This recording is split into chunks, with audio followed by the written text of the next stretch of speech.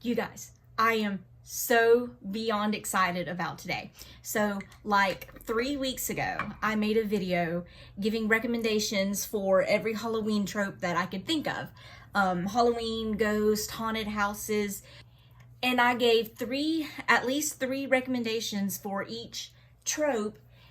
So today, all the way up until Halloween, I'm starting a series where each video is going to focus on one trope, and I'm going to give at least 10 books for each trope.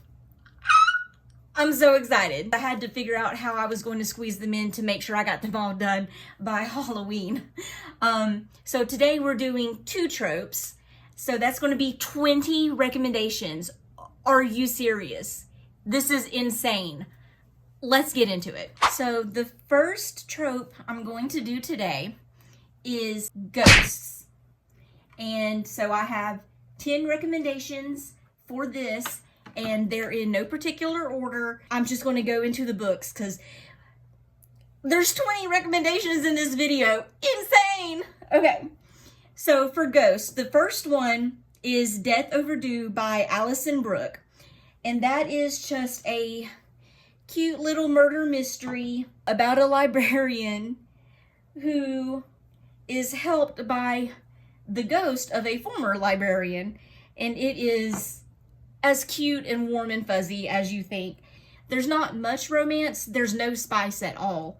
I think the most is a kiss. It's just the sweetest, warmest little hug in a book. So the next one is Anna Dressed in Blood. This is a YA horror book about a teen ghost hunter who moves to a new town to hunt the ghost of Anna, who the locals call her Anna Dressed in Blood, who goes around murdering people that enter the house that she haunts. And these are going to be rapid fire recommendations. The next book is The Haunting of Lee Harker by Darcy Coates. And Darcy Coates in particular is the haunted house queen. This is The Haunting of Lee Harker, about a ghost being haunted herself. It's an interesting take. Next book is The Haunting of Maddie Clare by Simone St. James. And this book focuses on a parapsychologist and his assistant trying to solve the haunting of Maddie Clare and remove her spirit. And in order to do so, they have to solve her murder. The next recommendation is Asylum by Madeline Rue. This is a series. I want to say it's a trilogy. A teenager gets sent to a boarding school that is on the grounds of an old asylum, and it turns out that one of his ancestors was the doctor at this asylum, and he starts having visions of the asylum's past. And this series, for a YA book, it is spooky as hell. So, love it. Then there is Ghost Files by April Baker. This is about a girl in the foster system who can see ghosts. And this is also a series. I'm not sure how many books are in this series, but it's a series. And the ghosts aren't always nice, and they're frightening, and some of them are helpful. One of them is her friend. And again, for a YA book, it's pretty darn spooky. So to me, it wasn't as spooky as The Asylum, because it has more jump scare feels, whereas The Asylum, it gets you in the environment and it puts you in that headspace, and so you have the creeps the whole time you're reading the book. So that's why to me The Asylum is spookier, just because the environment is done so good.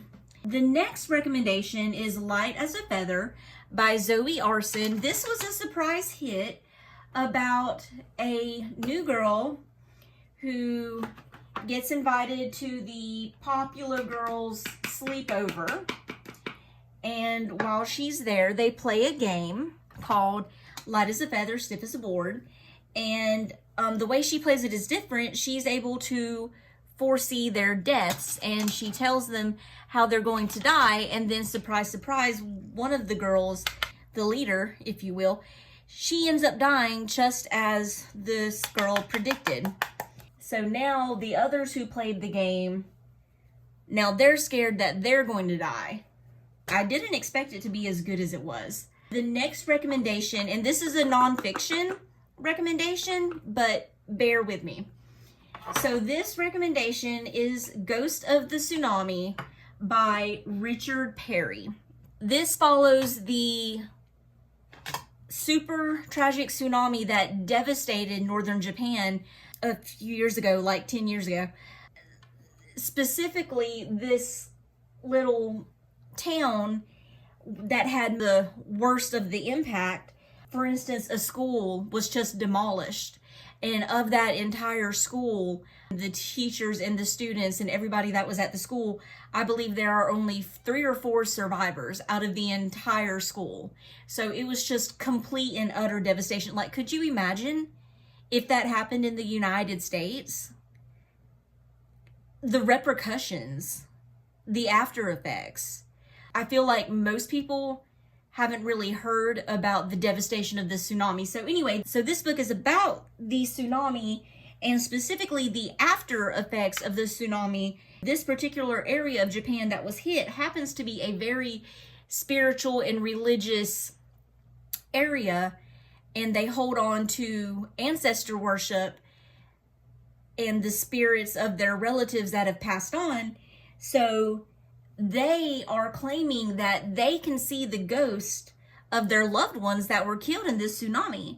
It's not just one story or even a couple. It is like hundreds of stories of people seeing loved ones that perished in the tsunami, from children to the elderly, and miraculous things happening during and after the tsunami, people being saved or helped by what they can only say was a spirit of some sort. And it is a fascinating book, and again, it's a nonfiction book. The next recommendation is the Lockwood and Company series by Jonathan Stroud. And this is about a London that they are no strangers to ghosts, and ghosts can kill you. They are dangerous. Being touched by a ghost can freeze you and kill you. These ghosts don't play, they're serious. And so they have companies that will go and kill ghosts. Think of like pest control company, but for ghosts. And because the ghosts are so dangerous, these companies are almost like security agencies where they train in martial arts and lock picking and all these skills in order to get into these decrepit buildings and deal with the ghost. And so this is a series that each book deals with a separate case that the company, Lockwood and Company, has been tasked with handling. The last ghost recommendation is City of Ghosts by Victoria Schwab. And this is another series about a girl who can see ghosts. And not only can she see ghosts, she kind of flips and goes into the reality that the ghost lived in. Like if the ghost was from the 1940s, then she would get sucked into the 1940s. Each book deals with a different ghost or mystery that she's trying to solve. She discovers that her job is to send ghosts to the afterlife, get them off our plane. And each book is about a ghost or a mystery that she's trying to solve so the ghost can go to the afterlife. Now, I had to combine some tropes to make sure that I got all the tropes in by Halloween. So I'm going to do 2 tropes today. I just did ghost. And the second trope that I'm going to do today to go along with ghost is haunted houses. So let's get into that. The first recommendation is Incidents Around the House by Josh Mallerman. And if you have not read this book yet, it is a newer release, But if you have not read this book yet, it's about a girl who senses this presence in her home that she only calls other mother. In the book, the parents are trying to protect their daughter and determine whether this spirit is a demon or a ghost. Is it malevolent or good? They don't know what's going on, and they have to figure it out, and it is so very creepy. 10 out of 10 recommend this book. Go read it. The next one is Horror Store by Grady Hendrix. If you haven't read any of Grady Hendrix, his books are what I like to call horror light. They are horror. They do deal with horror, but they also have humor in each of the books, so they're not super scary. This one is about a store that is haunted and spooky things are happening, and one of the managers asks a few of the employees to stay after closing to investigate and see what's going on with the store, and spooky stuff happens. And again, it's horror light. It's going to give you the creeps, but it'll also make you laugh. The next recommendation is The House Next Door by Darcy Coates. Again, Darcy Coates is the queen of the haunted house story, so any of her books really would have fit well on this list. But in this one, this girl is dealing with kind of agoraphobia in a way, and a new neighbor moves into the house next door, which is an odd house, and nobody ever stays there. If people buy the house, they move out after a few days or a week. And so she sees this new neighbor moving in and unexpectedly gets involved with her life and the goings on of the house. Trigger warning, there are mentions of domestic violence, so just keep that in mind. The next recommendation is September House by Carissa Orlando. And probably everybody has heard of this book by now, but if you have not, if you are sleeping under a rock, September House is about a house where the ghost in this house, because there are several ghosts, the ghost in this house can hurt you. They, for the most part, are not nice ghosts. And come September, the power of the ghost really ramps up and becomes truly malevolent and dangerous. And the owner of the house, she's not moving because, by God, that is her house. And her daughter is coming in the month of September, so now she's trying to figure out how to protect her daughter from the spirits without telling her what's going on. The next recommendation is A Haunting on the Hill by Elizabeth Hand, and it is about a troupe of actors and a playwright who go rent this house to work on and study this play that the playwright is composing. And very troubling things starts happening, and the friends get pitted against one another, and they're all trying to escape and figure out what's going on in this house. Are they losing their mind, or is there something actually there? The next recommendation, and I know I recommended this before, Hell House by Richard Matheson. This book, top tier, maybe one of the best haunted house books I've ever read. It is truly, hear me out, truly frightening. If you want to be scared, this is it. This is the book. This is the only book that you need. This book, it is evil. It is such a creepy book.